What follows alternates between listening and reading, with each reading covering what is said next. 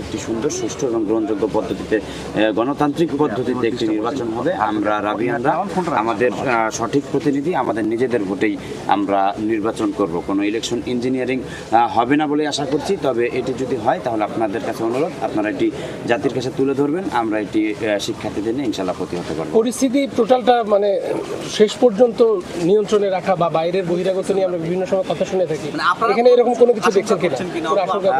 আমাদের যথেষ্ট নিরাপত্তা বেষ্টনীতে আপনারা দেখেছেন, নিরাপত্তার ব্যবস্থা করা হয়েছে।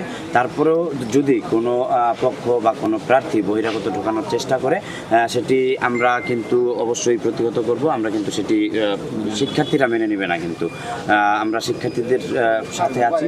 শিক্ষার্থীরা আপনারা জানেন যে এখানে রাবি ক্যাম্পাসের মধ্যে বহিরাগত অন্তত তারা কিন্তু অ্যালাউ করে না।